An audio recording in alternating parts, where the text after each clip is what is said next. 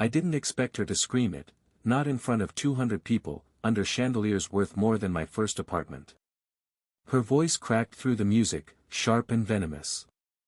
"I'd rather die than marry you, Ethan." The room froze. Wine glasses stopped midair.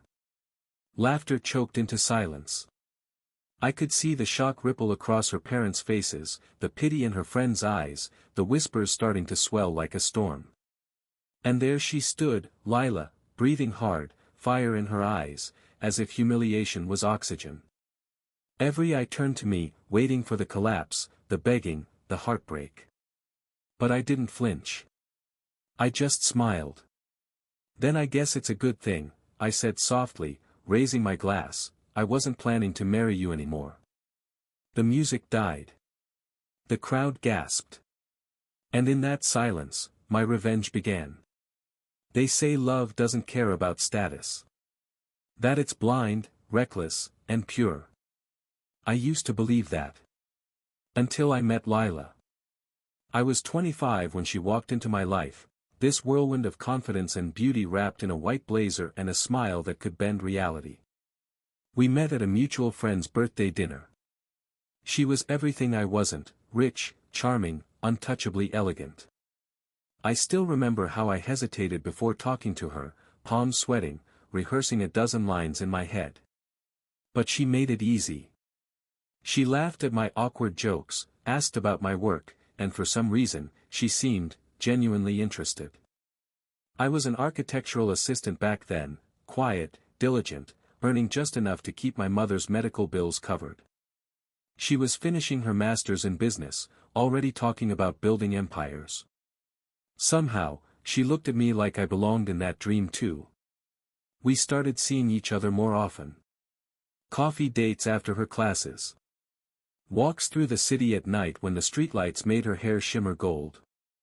She'd talk about her ambitions, how she wanted to start her own design firm, how she couldn't stand the thought of living an ordinary life.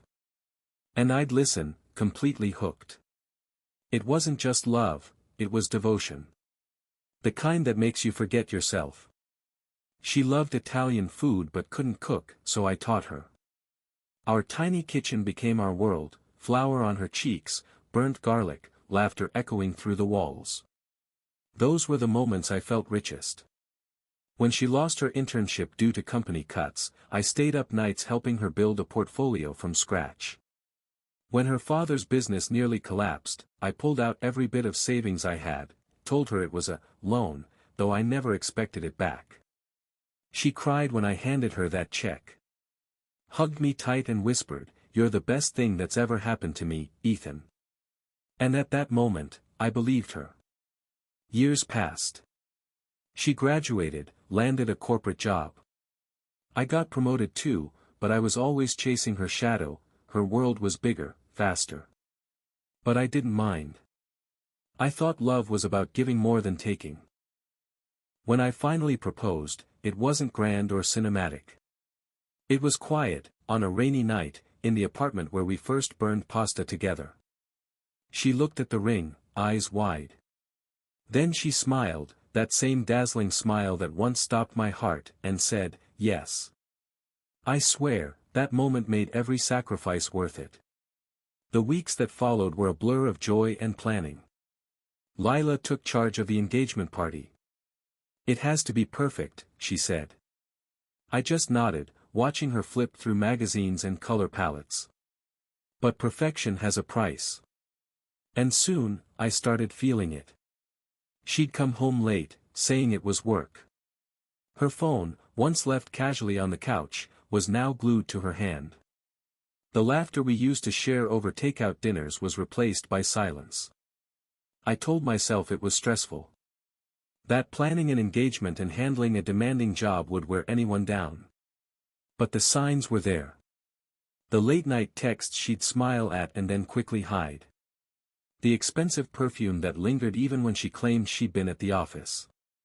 The growing distance in her eyes when she looked at me, like I'd become a chapter she was already done reading. Once, I caught her staring at herself in the mirror, trying on the engagement ring. She wasn't smiling. "Do you like it?" I asked, half joking. She didn't answer right away. Then she forced a small laugh. Yeah. It's just, smaller than I imagined. That hurt more than I wanted to admit. But I brushed it off, told myself she was just tired. We were happy once. We could be again. That was my mistake. Because sometimes love doesn't fade, it curdles, quietly, behind a perfect smile. And I didn't know it yet, but the woman I'd built my world around was already tearing it apart. It started with the silence. Not the kind that follows an argument, no, this was quieter. Colder. It was the silence of indifference. Lila and I used to talk about everything, from our dreams to the shape of the clouds. Now our conversations were trimmed down to logistics. Did you pay the decorator? The florist called. I'll be late tonight. At first, I thought it was stress. Big events, demanding jobs, perfectionist tendencies, it made sense. But days turned into weeks, and the warmth in her voice never came back. She stopped saying, we. It was always, my party, my dress, my moment. And somehow, I became, part of the background. I remember sitting across from her at dinner one night, she was scrolling through her phone, smiling at something I wasn't part of. The candlelight flickered against her face, and for a second, I saw someone else. Someone who wasn't mine anymore. Who are you texting? I asked casually. She didn't even look up. Just a coworker. Damon. He's hilarious. Damon? Yeah, the one from marketing. You met him at the company gala, remember? I didn't remember much, just a tall guy in a sharp suit who seemed too familiar with her. Still, I forced a smile. Ah, right. The guy who called you his work wife. She laughed, but not the kind of laugh that diffuses tension. It was mocking. Don't be insecure, Ethan. Damon's just a friend. You don't have to worry about every man who talks to me. And that was the first time her words stung like a slap. I told myself to let it go. She had a stressful career, she deserved friends, and I was being paranoid. But love makes you blind, and paranoia makes you see too much. Between those two, I was losing myself. A week later, she invited me to a corporate event, one of those rooftop networking parties where everyone wore smiles that didn't reach their eyes. I showed up in my best suit, the one she helped me pick out months ago, thinking she'd be proud to have me there. When she spotted me, she barely reacted. No hug, no warmth. Just a quick wave and a distracted, you made it.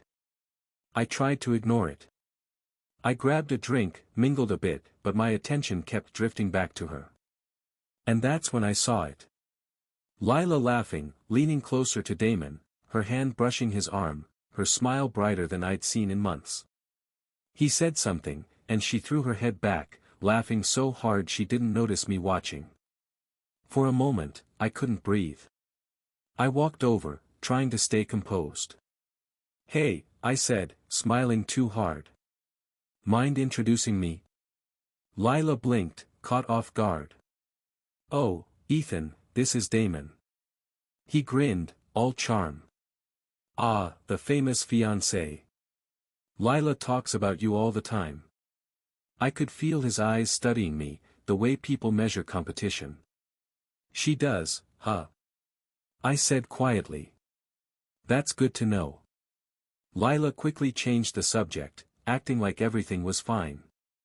But I caught that flicker, the one that said she wished I hadn't shown up at all. Later, when we got home, I asked her, do you still want this? Us? She sighed, annoyed. Ethan, not this again. You're making something out of nothing. I saw how he looked at you. And I can't control how people look at me.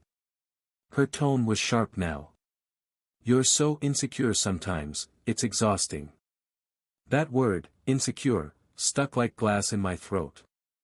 I went quiet. Because what else could I say? I loved her. I didn't want to lose her. But something was already shifting inside me, a slow, cold realization that love shouldn't make you feel small. As the engagement drew closer, the distance grew wider. She criticized little things, the way I dressed, the way I spoke in front of her friends. "You need to be more confident," she'd say. "You don't carry yourself like someone successful." I'd laugh it off, though inside, I felt her slipping further away with every comment.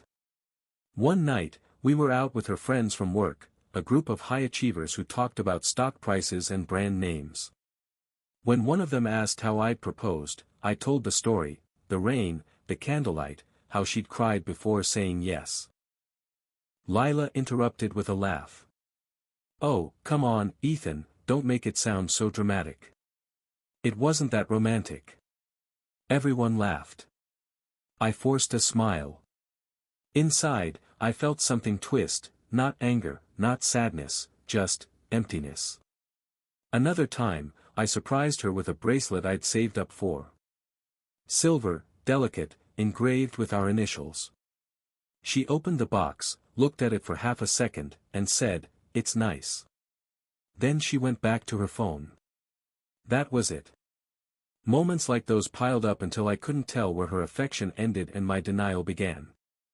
I started to notice the details I'd ignored before.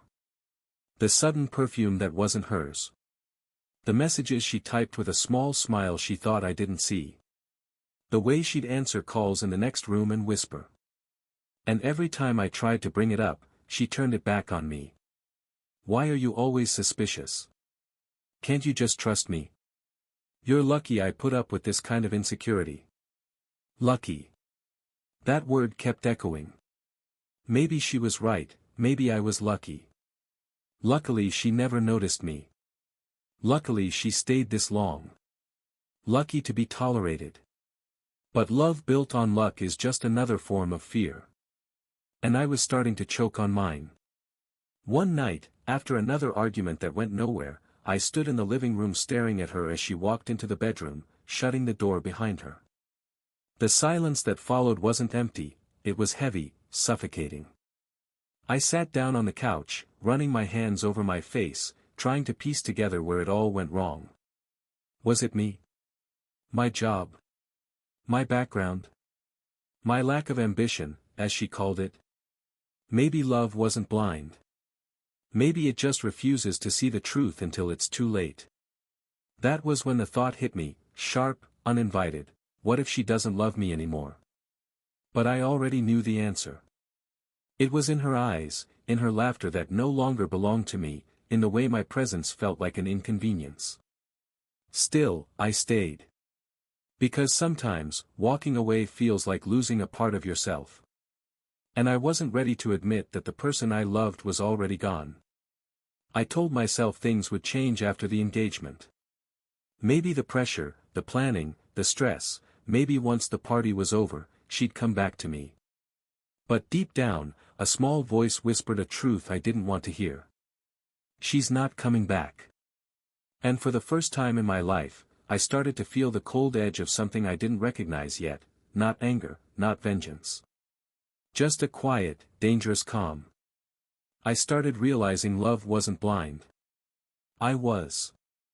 I always thought the truth arrived like thunder, loud, sudden, impossible to ignore. But that night, it came quietly. Through a half-open door, in voices that weren't meant for me. Lila had told me she was working late. The storm outside was brutal, and I couldn't shake the worry that she'd drive home exhausted, so I decided to surprise her with dinner.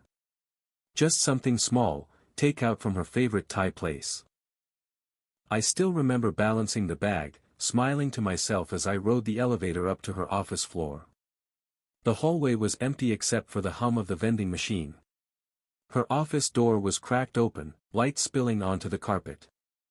I heard her laugh, light, careless, the kind she hadn't shared with me in months. And then I heard another voice. Damon's. At first, it didn't register. I thought maybe he dropped by to help with a project. But then I heard my own name. "He's too good to me," she said, a hint of mockery in her tone. Honestly, Damon, sometimes I feel guilty. He laughed. You? Guilty? Please. Well, I did say yes to his proposal, she continued, but only because I couldn't exactly show up empty-handed at the family dinner. Dad needed the money Ethan lent him, and it made things easier. I froze. She went on, voice low but steady, confident. Besides, you know how it is. You couldn't risk a scandal while fighting for that promotion. We had to play it smart. Damon's voice softened. You're brilliant, Lila. I'll get the position next month. Then we can make everything official. You'll have the life you deserve. Finally, she whispered. No more pretending. Ethan's sweet, but, come on, he's like a backup plan with a wallet. My heart stopped. A backup plan with a wallet. The words didn't just hurt, they rewrote every memory I'd ever had of her. The nights I stayed up helping her study. The bills I covered. The promises I believed. All of it, currency in a transaction I never knew I'd signed. I stood there, holding that stupid bag of Thai food, listening to my fiancée discuss me like an inconvenience. I didn't move. Didn't breathe. And then, as if the universe wanted to twist the knife, I heard her laugh again, soft, indulgent, like she'd already forgotten I existed. I don't know how long I stood outside that door. When I finally walked away, the food was cold. My hands were shaking so badly I nearly dropped it. The storm had worsened, rain hammering the windshield as I sat in the car, staring at nothing. I should have cried. I should have screamed. But I felt empty. When I got home, I left her spare key on the counter. Then I waited. Hours later, she came back, pretending everything was normal. Her hair was damp, her tone cheerful. Hey, she said, hanging up her coat. You're still up. I told you I'd be late. I didn't answer. She noticed the key immediately, her expression flickering. What's this? I met her eyes. You tell me. She froze. Then she sighed, setting her purse down slowly. Okay. What did you hear? I almost laughed.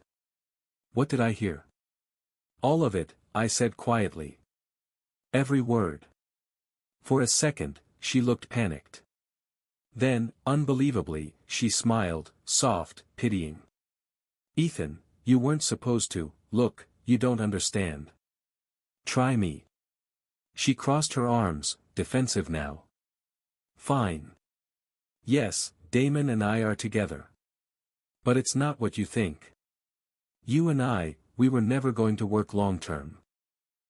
You're comfortable, but I need more than that. My voice barely worked. More. I can't live on love alone, she snapped. You can't give me the life I deserve. Damon can. That was it. No apology. No hesitation. Just cold arithmetic. I stared at her, trying to find the woman I once knew somewhere behind those words. But she was gone. Or maybe she'd never existed at all. I paid your father's debts, I said softly.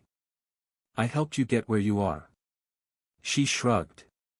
And I appreciate that. But don't make it sound like charity. You chose to do those things. I never asked you to. The way she said it, casual, almost bored, broke something inside me. I nodded once. You're right, I said. She frowned. What? You never asked. And that's the problem. I picked up my jacket, walked to the door. She didn't stop me. Didn't even call my name. That silence told me everything I needed to know. Outside, the rain had eased, leaving the air thick and heavy. I stood under the streetlight, my breath fogging in the cold. I wasn't angry. Not yet. Just, done. People think heartbreak is explosive, dramatic. But for me, it was quiet. Like a room going dark. I walked without a destination. My phone buzzed, messages from friends, work emails, her name flashing once, then fading. I turned it off. That night, something inside me broke. Not my heart. My restraint. For the next few days, I disappeared. No calls. No texts. I took leave from work, packed a few things, and vanished from the city. Everyone assumed I was devastated. Maybe I was. But not in the way they thought. I rented a cabin 2 hours away, a quiet place near the lake, where the world finally stopped moving. The silence was maddening at first. I'd wake up thinking about her laugh, the way she used to hum while brushing her hair, the sound of her heels on the floor. Then I'd remember Damon's voice, her words, backup plan with a wallet, and the memories would rot in my chest. I didn't eat much. I didn't sleep well. But I thought. A lot. I replayed every moment of our relationship like evidence in a trial. Every kindness, every lie disguised as love. And somewhere in that process, the pain began to crystallize into something sharper. Clarity. She'd used me, for money, for stability, for convenience. And Damon? He'd helped her do it. But the world had a strange sense of symmetry. Because everything I'd given her, the debt I paid, the comfort she flaunted, came from the same discipline she once mocked me for. The quiet patience, the persistence, the ability to build things brick by brick. They underestimated that. They underestimated me. So I started writing. Planning. Not in rage, but in precision. I went through old contacts, old favors owed, numbers from my architectural projects and consulting jobs. I reached out to people quietly, asked the right questions, connected the right dots. Lila and Damon thought they were untouchable, young, ambitious, wrapped in their little corporate world. But I knew something they didn't, nothing in that world lasts without foundation. And I'd spent my life building those. By the time a month had passed, I wasn't the same man who'd stood in that hallway with cold Thai food in his hands. The grief had burned out, leaving something colder in its place. Something that didn't want her back. Something that wanted balance. I didn't know exactly what form that would take yet. Only that it had to be public, poetic, and irreversible. And so, in that quiet cabin, staring out over the lake, I began to draw the first sketches, not of buildings this time, but of vengeance. Because sometimes, the only way to rebuild yourself is to watch everything that destroyed you crumble in return. When I closed the door on Lila that night, I thought I'd lost everything. Turns out, I'd only been freed from the part of my life that was pretending to be love. The first thing I did was take inventory. Not of feelings, of assets. Of favors I could still call in. Of skills I hadn't used in years. I sat at my kitchen table with a legal pad and wrote down 3 columns: money, people, time. Underneath each, I listed everything tangible and intangible I had left. Money, a small nest egg from 10 years of putting a little aside, a dormant 401k, nothing fancy, the modest returns from a side consultancy I'd kept after university. People, Marcus, an old client turned friend who'd moved into venture capital, Javier, who ran a boutique PR shop and still owed me a favor from a college project, my mother's neighbor who happened to know a private lawyer. Time, the fact that I wasn't going to waste another minute clutching at something that already had a bed made for someone else. I sold what I could without drama. Not everything, I wasn't reckless, just enough to create a pool large enough to make things move. I liquidated a few small investments rather than touch retirement. It hurt. But that kind of pain is one you pay willingly when you finally decide to stop being a victim. Then I called Marcus. Marcus and I had shared late nights in conference rooms when he still wore 3-piece suits and ate cold pizza. He listened without interrupting, which in itself felt like a betrayal reversed. "You want to do something big?" he asked. He asked it like a man who loved putting his capital where someone else had the guts. I told him I did. I told him I wanted to build something that would matter, and I wanted to do it clean, so Damon and Lila couldn't blame luck. Marcus laughed softly. Ambition suits you, he said. Send me your deck. A deck. The word felt clinical at first, then liberating. I hadn't built startups, but I'd built things with my hands and head, small architectural firms, a consultancy for sustainable design, reputations earned slowly. I wrote a simple proposition, a tech platform that helped small design firms, exactly the niche I knew, manage clients and bids with transparency. Elegant, boring, necessary. People like boring things when they make money. The name came last, Arbor. Because I dug foundations and made structures grow. It was honest. It had no glitter. Marcus liked the honesty. So did a few quiet angels he introduced me to. I hired 2 developers on contract, rented a tiny co-working space, and started working 12-hour days in a focused, legal way that felt almost sacred. The more I built, the more my old self, hurt, diminished, fell away. In its place, something colder and more precise took root. It wasn't all momentum. There were setbacks. A prototype crashed a week before a demo. One investor ghosted after I presented. Sometimes I'd sit awake and hear Lila's voice, careless, amused, and the rage would boil up like acid. Those nights, I forced myself to tidy the code base or rewrite the pitch until my hands cramped. Work became a channel. Vengeance, when done well, is boring, it requires patience, discipline, and a steady account ledger. In the middle of all this, I reconnected with Sophia. Sophia had been a kid on my team 5 years earlier, bright, stubborn, and fiercely principled. I'd mentored her through a grueling internship. She'd left on her own terms to study user experience design. We'd lost touch, like people do. I reached out with a simple message, I'm building something. Want to see the code? The reply came with a smirk, finally. I wondered when you'd drag me back. She met me for coffee. She had the same laugh, the same quick intelligence. She hadn't changed much, except that she carried herself with the kind of calm assurance that grows from actually doing the work, not pretending to. We started meeting more often. At first it was technical, debugging a back-end, debating UX flows. Then we shared stories of failures, of bosses who'd taken credit for ideas, of nights of ramen and sleep deprivation. There was no talk of Lila. I kept the wound private. There was no reason to involve Sophia in that mess. Trust, in small increments, returned. I brought her on as product lead. She said yes because the project interested her, not because of pity. That detail mattered. Her loyalty wasn't cheap. She built user flows like she'd always done, precise, humane, and unromantic. I admired that. While we grew the product, I started learning about Damon's world from the outside. I didn't need to sleuth in dark corners, the corporate world leaves tracks, press releases, LinkedIn updates, congratulatory posts that read like choreography.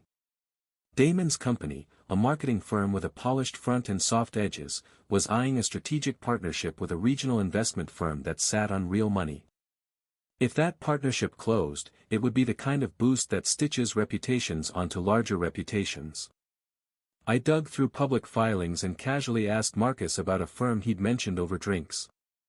The name matched. The timing did, too. I didn't rush. That's the point. I listened, made small calls, and let information fall into place like tiles in a mosaic. I discovered that the marketing firm, Damon's, was planning an event, a pitch to the regional investors where the partnership would be discussed. If I bought a modest stake in the marketing firm before that meeting, I could position myself where leverage would matter. Not enough to control, but enough to make attention follow me. That's how influence works, not by owning everything, but by being the right kind of owner at the right time. So I positioned myself as a silent investor. Quiet checks with legal clauses that were clean, above board, with a board observer right I could invoke if things turned messy. No sharks here. No illegalities. Just smart timing, legal counsel, and the kind of patience Lila had never respected in me. Money alone doesn't change a story. Narrative does. That's where Javier came in. I called him and told a version of the story he could sell, an underdog founder who built something useful, now quietly backing innovative regional agencies. Javier liked stories that made people feel superior at cocktail parties. He loved turning those narratives into headlines. We drafted a soft PR plan that spoke of humble origins and unexpected growth. Local startup backs growth in regional marketing sector. It was tasteful.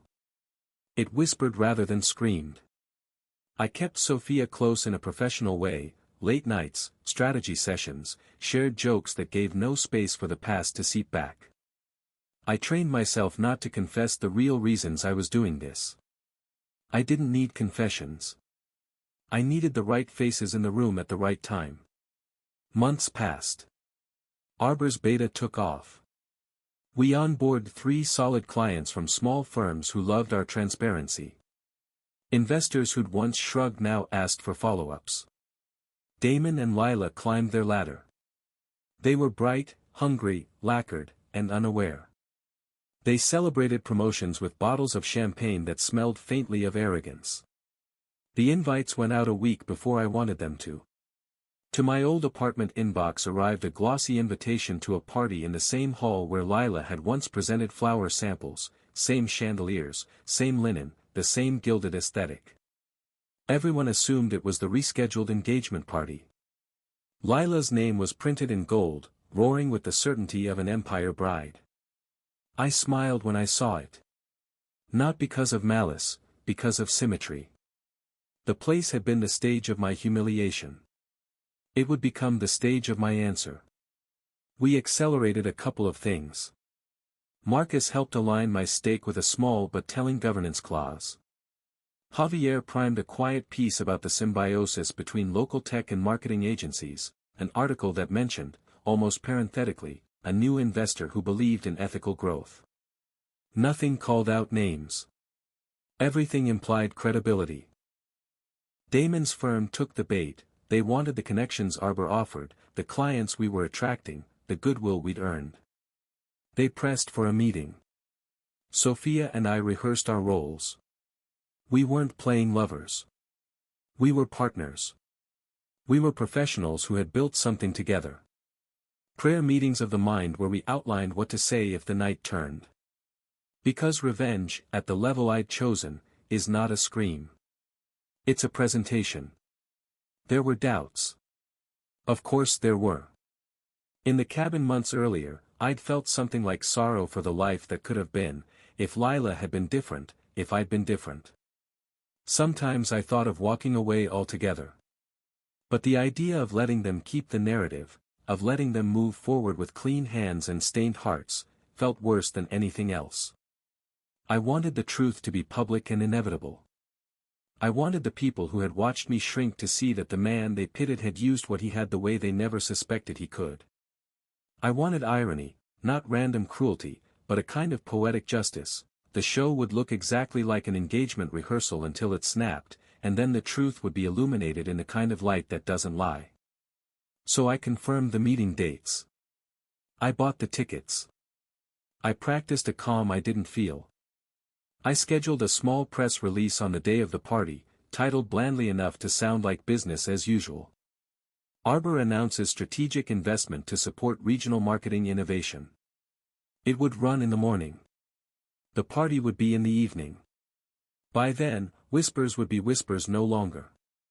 When the night came, invitations would pull all the usual players into the gilded room, Lila's parents, Damon's colleagues, friends who'd once laughed at my modest gifts.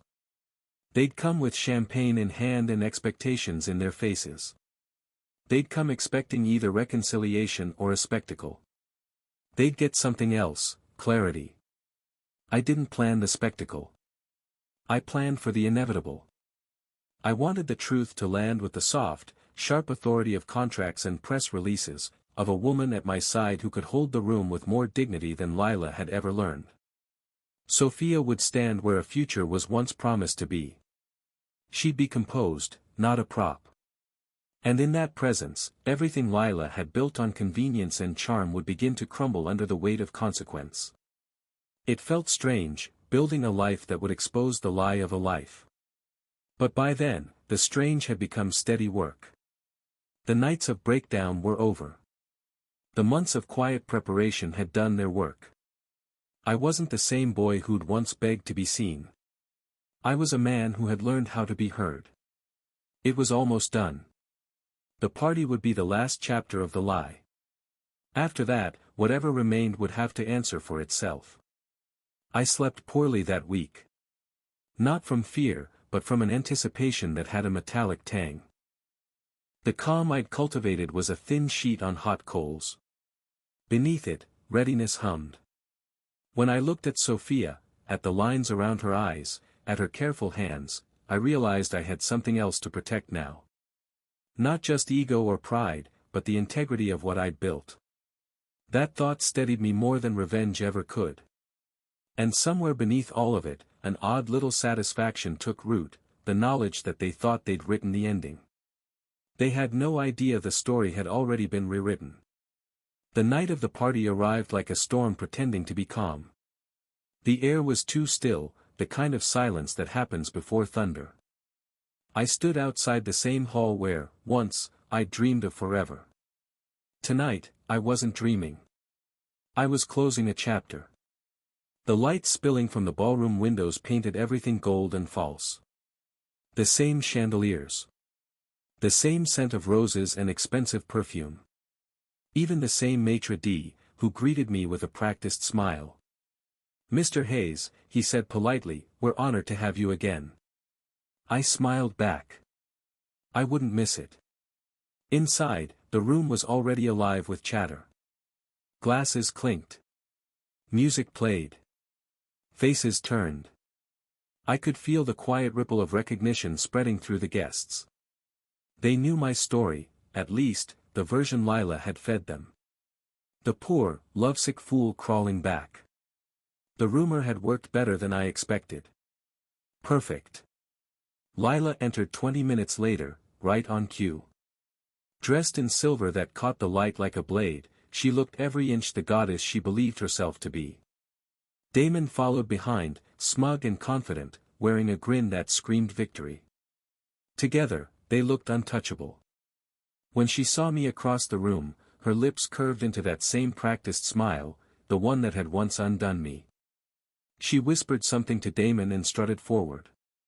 Every eye followed her, waiting for drama, for closure, for spectacle. She didn't disappoint. "Well, well," she said loudly, glass in hand, voice dripping with mock sympathy. "You actually came. I was starting to think you'd never show your face again." I gave her a slow, polite nod. "You invited me." "Of course," she said sweetly. "It's only fair, isn't it? After all, this was supposed to be our night once." She laughed, and a few of her friends joined in, uncertain, forced. "But I guess some things just aren't meant to be." The music lowered. Conversations faded. People were listening now. She saw it too, the stage forming beneath her feet. "You know," she said, tilting her glass, "I should thank you. For everything you did. Paying my tuition, bailing out my dad, helping me get my start. You really were the perfect placeholder until I found someone more suitable." Her eyes flicked toward Damon. "No hard feelings, right?" Her tone was sugar over poison. I could see the thrill of cruelty in her smile, the same look she'd worn the night I'd caught her lying. It used to hurt. Tonight, it barely registered. I took a sip of champagne and nodded once. "No hard feelings at all, Lila." She blinked, thrown off by my calm. "Good. Because honestly," her grin widened. "I'd rather die than marry a man like you." The sentence hit like thunder. Gasps cut through the air. Damon's smirk faltered. The crowd shifted, hungry for reaction. I let the silence stretch, long and taut. Then I smiled. Then I guess it's a good thing, I said softly, raising my glass, that I wasn't planning to marry you anymore. A ripple went through the guests, shock, confusion, curiosity. Lila frowned. Excuse me. I set my glass down gently. My voice stayed even. Everyone, if I could have your attention for a moment. The music died completely. Even the servers froze. All eyes were on me. Tonight, I continued, was supposed to be a celebration. It still is, just not the one most of you think. I turned toward the doors. I'd like you to meet my real fiancée. The double doors opened. Sophia stepped in. She wore deep emerald silk, simple, elegant, and calm. Not a showpiece. Not a trophy. Just herself, radiant in truth. Every head turned. Whispers surged like waves. The musicians, unsure, stayed silent. Lila's face was drained of color. What is this? This, I said evenly, is the woman who stood beside me while I rebuilt everything you tried to break. She stared at Sophia, eyes narrowing, desperate to find something to mock, some imperfection to cling to. There was none. Sophia's gaze stayed steady, unflinching. Lila, I said, my tone still polite, you once told me I wasn't ambitious enough for you. That I couldn't give you the life you deserved. You might be right. I couldn't give you this life, because it was never built on lies. Her jaw tightened. You're insane. Maybe. I smiled faintly. But let me return the courtesy you gave me. I turned slightly, addressing the crowd. For those of you who don't know, Lila and I were engaged. I thought it was love. Turns out, it was a transaction. While I worked double shifts and drained my savings to help her through school, she was helping herself to someone else's bed. Damon's, to be precise. Gasps. Whispers turned into murmurs. Damon's face went rigid. Now, I don't bring this up out of bitterness, I said, my voice carrying across the hall. I bring it up because the truth has a way of catching up, no matter how fast people run from it. Lila's father's debts. Paid. Quietly. Out of my pocket. Her tuition. Covered. Her career connections. Arranged. And all the while, she laughed behind my back with the man standing right there. Damon stepped forward, his voice low but shaking. Ethan, that's enough. Sit down, Damon, I said quietly. You'll want to hear this part. I gestured toward Sophia, who handed me a thin folder. I opened it and placed it on the table nearest Lila. This, I continued, is documentation of the debts I cleared for your family. Signed by your father. The payments that kept your house from foreclosure. You never asked how it was handled, did you? You just assumed it magically disappeared. She didn't move. Her lips trembled. You had no right. I had every right, I cut in calmly, because I loved you. But I've since learned that love without respect is charity, and I'm done donating. The guests were silent. Even the air seemed to hold its breath. I turned to Damon. As for you, your firm was negotiating a partnership this week, wasn't it? He blinked, caught off guard. How do you?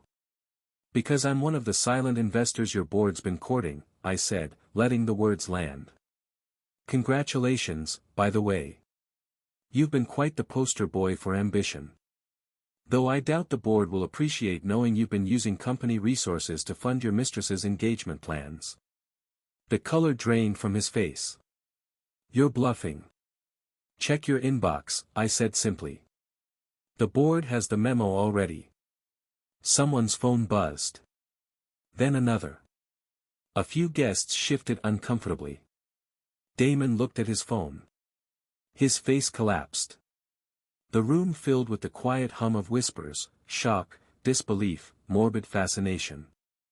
Lila's hand trembled as she grabbed Damon's sleeve. Say something, she hissed. But Damon just stepped back.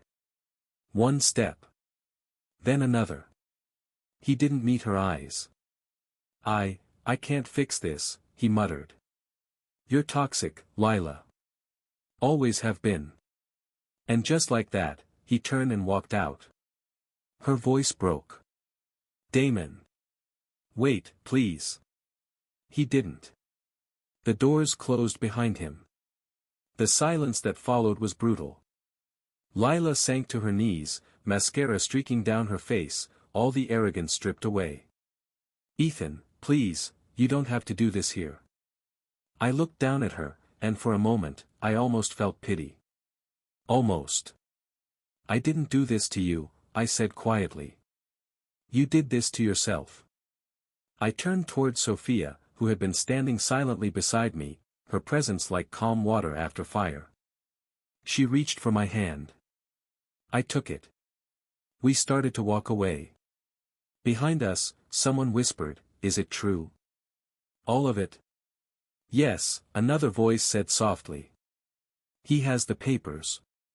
The murmur swelled again, but I didn't look back. As we reached the doors, I paused. Just once. "Some say revenge should burn you too," I said over my shoulder.